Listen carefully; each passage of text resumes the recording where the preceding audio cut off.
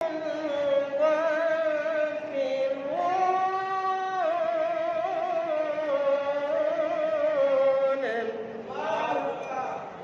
বলছে আমি একদল মানুষ সৃষ্টি করেছি ওয়ালাকাদ জারাবনা লিজাহান্নামা কাসীরা, কিছু সংখ্যক মানুষ, কিছু সংখ্যক জিন জাতি। ইনসান মানে কি? মানুষ। ইনসান মানে কি? মানুষ। ওয়ালাকাদ জারাবনা লিজাহান্নামা কাসীরাম মিনাল জিন্নি ওয়াল ইনস। জিন মানে জিন শয়তান, আর ইনসান মানে মানুষ। আল্লাহ বলছে কাসীরা মানে কিছু সংখ্যক। আল্লাহ বলছেন কিছু সংখ্যক জিন জাতি এবং কিছু সংখ্যক মানুষ তারা জাহান্নামে যাবে। আল্লাহু আকবার। জাহান্নামের কথা শুনলে প্রত্যেক মুমিনের হৃদয়ে রক্তক্ষরণ হয়, বলুন ঠিক কিনা? কারণ জাহান্নাম একটা শান্তির জায়গা নয়, জাহান্নাম একটা আরামের জায়গা নয়, জাহান্নামের শাস্তি ভোগ করার সহ্য করার মতো নয়।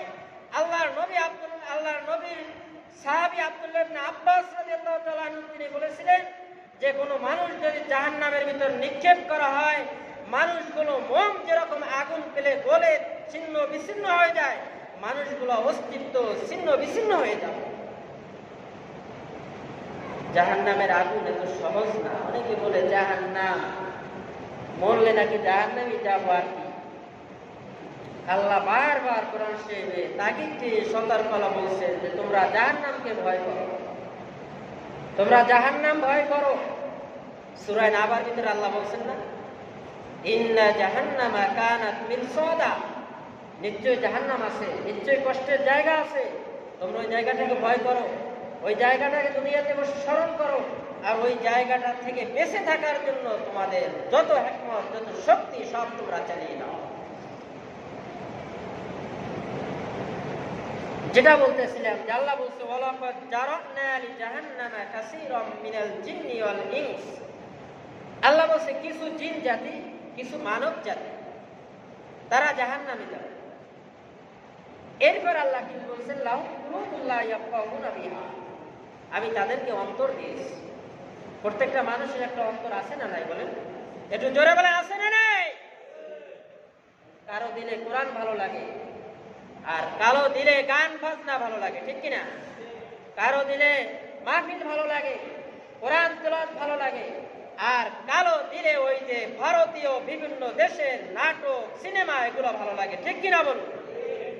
তা দিল কি দুটোটা এক হয়? আল্লাহ বলছেন যে লাহুম কুলুবুন লা ইয়াফকাহুনা বিহা, যাদেরকে আমি অন্তর দিয়েছি, অন্তর দিয়ে ভালোটাকে ভালো হিসেবে গ্রহণ করে না, খারাপটাকে সে জীবনের তরে বাছাই করে নিয়েছে। ওয়ালাহুম আ'য়ুনুন লা ইউবসিরুনা বিহা, রাব্বি কারীম বলেন আমি প্রত্যেকটা মানুষকে কান দিয়েছি, কান দেশে না দেয় নাই। আমি প্রত্যেকটা মানুষকে চক্ষু দিয়েছি, ওয়ালাহুম আ'য়ুনুন লা ইউবসিরুনা বিহা, এই চক্ষু দিয়ে কেউ ভালো জিনিসটাকে গ্রহণ করে, ভালো জিনিসটা দেখে, আর কেউ আছে চক্ষু দিয়ে খারাপ কিছু নিজে বাছাই করে নিয়ে নেয়। তাই চক্ষু দুটোটা কি সমান হলো? বলেন এক মানুষ আপনার মতো হাঁটে, আপনার দুটি হাত তারও দুটি হাত, আপনার দুটি চক্ষু তার দুটি চক্ষু, আপনার দুটি পা তার দুটি পা, আপনার দৃষ্টিভঙ্গি, আপনার বাচনভঙ্গি, আপনার সৌন্দর্য রূপ চেহারা তার থেকে তার কোনো দিক কম নয়। কিন্তু আল্লাহ বলেছেন ওই চোখ জাহান্নামের জন্য নির্দিষ্ট হয়ে গেল।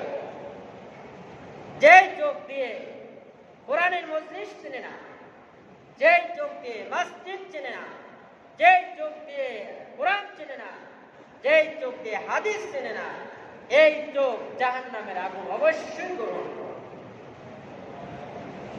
আল্লাহর নবী বলেন কোন মানুষ যদি জাহান্নামের ভয়ে কাঁদে, চোখ থেকে যদি